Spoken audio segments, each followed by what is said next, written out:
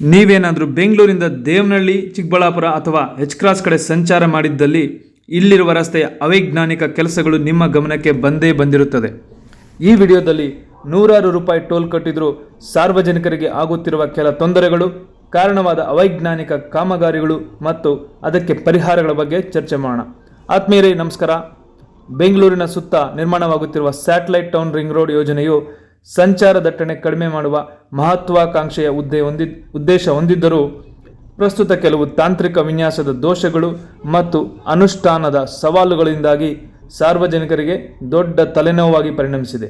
ಈ ಯೋಜನೆ ಒಟ್ಟಾರೆ ಉದ್ದೇಶವೆಂದರೆ ಸುಮಾರು 288 ಕಿಲೋಮೀಟರ್ ಉದ್ದದ 4ರಿಂದ 6 ಪಥಗಳ ಪ್ರವೇಶ ನಿಯಂತ್ರಿತ ಹೆದ್ದಾರಿ ಅಂದರೆ ಆಕ್ಸೆಸ್ ಕಂಟ್ರೋಲ್ಡ್ ಎಕ್ಸ್ಪ್ರೆಸ್ ವೇ ಅನ್ನು ನಿರ್ಮಿಸುವುದು. ಇದು ಬೆಂಗಳೂರಿನ ಸುತ್ತಮುತ್ತಲಿನ 12 ಉಪನಗರಗಳಾದ ದೊಡ್ಡಬಳ್ಳಾಪುರ, ದೇವನಹಳ್ಳಿ, ಹೊಸಕೋಟೆ, ಆನೇಕಲ್, ರಾಮನಗರ, ಕೊನೆಗೆ ತಮಿಳುನಾಡಿನ ಹೊಸೂರನ್ನು ಕೂಡ ಸಂಪರ್ಕಿಸುತ್ತದೆ. ಸುಮಾರು 17,000 ಕೋಟಿ ವೆಚ್ಚದ ಈ ಮಹತ್ವಾಕಾಂಕ್ಷೆ ಯೋಜನೆಯು ಪೂರ್ಣಗೊಂಡರೆ ಬೆಂಗಳೂರು ನಗರದೊಳಗೆ ಪ್ರವೇಶಿಸದೆ ಸರಕು ಸಾಗಣೆ ವಾಹನಗಳು ದೀರ್ಘ ಮತ್ತು ದೂರ ಪ್ರಯಾಣಿಕರು ಸುಲಭವಾಗಿ ಸಂಚರಿಸಬಹುದು. ಇದು ನಗರದೊಳಗಿನ ದಟ್ಟಣೆಯನ್ನು ಗಣನೀಯವಾಗಿ ಕಡಿಮೆ ಮಾಡುತ್ತದೆ ಮತ್ತು ಲಾಜಿಸ್ಟಿಕ್ಸ್ ಎಫಿಷಿಯನ್ಸಿಯನ್ನು ಸುಧಾರಿಸುತ್ತದೆ. ಯೋಜನೆಯು ಹಲವು ವಿಭಾಗಗಳಲ್ಲಿ ಪ್ರಗತಿಯಲ್ಲಿದ್ದರೂ ಪ್ರಮುಖ ಹೆದ್ದಾರಿಗಳೊಂದಿಗಿನ ಸಂಪರ್ಕ ಸ್ಥಳಗಳಲ್ಲಿ ಸಮಸ್ಯೆಗಳು ಬಳಕೆದಾರರ ಸೇಫ್ಟಿ ಮತ್ತು ಸುಗಮ ಸಂಚಾರಕ್ಕೆ ಸವಾಲಾಗಿವೆ.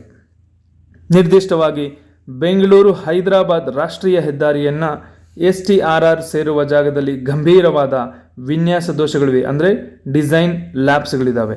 ಇಲ್ಲಿ ಸರ್ವಿಸ್ ರಸ್ತೆಯಿಂದ ಬರುವ ವಾಹನಗಳು ಟರ್ನ್ ತೆಗೆದುಕೊಳ್ಳಲು ನೇರವಾಗಿ ರಾಷ್ಟ್ರೀಯ ಹೆದ್ದಾರಿಯ ಮುಖ್ಯ ರಸ್ತೆಗೆ ಪ್ರವೇಶಿಸಬೇಕಾದ ಅನಿವಾರ್ಯತೆ ಇದೆ. ಇದು ವೇಗದ ಸಂಚಾರಕ್ಕೆ ಅಡ್ಡಿಪಡಿಸುತ್ತದೆ ಮತ್ತು ಅಪಘಾತಗಳಿಗೆ ಕೂಡ ಕಾರಣವಾಗುತ್ತದೆ. ಇಲ್ಲಿ ಹೊಸಕೋಟೆ ಬಳಿ ಇರುವಂತೆ ಕ್ಲೋವರ್ ಲೀಫ್ ಮಾಡೆಲ್ ಬ್ರಿಡ್ಜ್ ಯಾಕೆ ಮಾಡಲಿಲ್ವೋ ದೇವರಿಗೆ ಗೊತ್ತು, ಅಥವಾ ಮುಂದೆ ಯಾವಾಗಾದರೂ ಮಾಡೋಣ ಅಂತ ಅಂದ್ಕೊಂಡಿದ್ದಾರೋ ಏನೋ. ಏರ್ಪೋರ್ಟ್ ಟೋಲ್ ಬಳಿ ಸುಮಾರು 115 ರೂಪಾಯಿ ಕಟ್ಟಿ ಸಾದಳ್ಳಿ ಗೇಟ್ ಬಳಿ ಒಂದು ಸಿಗ್ನಲ್ಲು, ಕಲ್ಮಂಗಲ ಬಳಿ ಒಂದು ಸಿಗ್ನಲ್ಲು, ಮತ್ತು ದೇವನಹಳ್ಳಿ ರಾಣಿ ಸರ್ಕಲ್ನಲ್ಲೊಂದು, ಆ ಕಡೆ ಹಳೆ ದೊಡ್ಡಬಳ್ಳಾಪುರ ಮತ್ತು ವಿಜಯಪುರದ ಕಡೆ ಹೋಗಬೇಕಾದ್ರೂ ಒಂದು ಸಿಗ್ನಲ್ಲು, ಹೀಗೆ ಉದ್ದಕ್ಕೂ 3 ಕಿಲೋಮೀಟ್ರಿಗೆ ಒಂದು ಸಿಗ್ನಲ್ ಮಾಡಿ, ಜೊತೆಗೆ ಈ ನಂದಿ ಉಪಚಾರ ಬಳಿ STRR ಸಂಧಿಸುವ ಜಂಕ್ಷನ್ನ ಸರ್ವಿಸ್ ರೋಡಿಂದ ನೇರವಾಗಿ ಹೈವೇಗೆ ದೊಡ್ಡ ದೊಡ್ಡ ಲಾರಿಗಳು ನುಗ್ತಾ ಇರ್ತವೆ. ಈ ಮಾತ್ರಕ್ಕೆ ಯಾಕಪ್ಪ ನಾವು ಟೋಲ್ ಕಟ್ಟಬೇಕು? ಮತ್ತು ರಾಜ್ಯ ದೇಶ ಆಳೋ ದೊಡ್ಡ ದೊಡ್ಡ ನಾಯಕರುಗಳೆಲ್ಲ ಇದೇ ರಸ್ತೆಯಲ್ಲ ಓಡಾಡೋದು. ಮೋಸ್ಟ್ಲಿ ಇವರೆಲ್ಲ ಕಣ್ಣಿಗೆ ಸುಣ್ಣ ಕಟ್ಕೊಂಡು ಸುಣ್ಣ ಹಾಕ್ಕೊಂಡು ಓಡಾಡ್ತಾರೋ ಅನ್ಕೋತೀನಿ. ಯಾಕೆಂದರೆ ಇದು ಬರೀ ಬೆಂಗಳೂರಿಂದ ದೇವನಹಳ್ಳಿಗೋ ಚಿಕ್ಕಬಳ್ಳಾಪುರಕ್ಕೋ ಸಂಪರ್ಕಿಸುವ ರಸ್ತೆ ಅಲ್ಲ.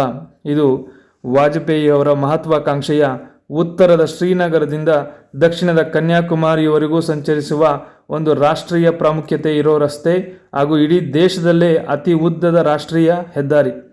ಇಂಥ ರಸ್ತೆಗೆ ಈ ರೀತಿಯ ಅಡಚಣೆಗಳಂದರೆ ಹೇಗೆ? ಇನ್ನು ಇದೇ ರೀತಿಯ ಸಮಸ್ಯೆ ದೇವನಹಳ್ಳಿ ವಿಜಯಪುರ ರಸ್ತೆಯಲ್ಲೂ ಪುನರಾವರ್ತಿತವಾಗಿದೆ. STRR ಸರ್ವಿಸ್ ರಸ್ತೆಯು ರಾಜ್ಯ ಹೆದ್ದಾರಿ ಏನು ದೇವನಹಳ್ಳಿಯಿಂದ ವಿಜಯಪುರ ಎಚ್ ಕ್ರಾಸ್ ಕೋಲಾರ ಮಾರ್ಗಕ್ಕೆ ಸಂಪರ್ಕಿಸುತ್ತದೆ. ಅದನ್ನು ಅಡ್ಡಡ್ಡ ಕತ್ತರಿಸೋದ್ರಿಂದ ಗೊಂದಲ ಮತ್ತು ಅಪಾಯ ಹೆಚ್ಚಾಗಿದೆ. ಅದು ಈಗ ಗೊತ್ತಾಗದೇ ಇರ್ಬೋದು, ಮುಂದೆ ಟ್ರಾಫಿಕ್ ಬೆಳೆದಂಗೆ ಅಲ್ಲಿನ ಸುತ್ತಮುತ್ತಲು ವಸತಿ ಪ್ರದೇಶಗಳು ಹೆಚ್ಚಾದಂಗೆ ಜನಸಂಖ್ಯೆನೂ ಹೆಚ್ಚಾಗತ್ತೆ, ಟ್ರಾಫಿಕ್ ಕೂಡ ಹೆಚ್ಚಾಗತ್ತೆ. ಆವಾಗ ಮತ್ತೆ ಅದೊಂದು ಬಾಟಲ್ ನೆಕ್ ಆಗಿ ಕ್ರಿಯೇಟ್ ಆಗುತ್ತೆ.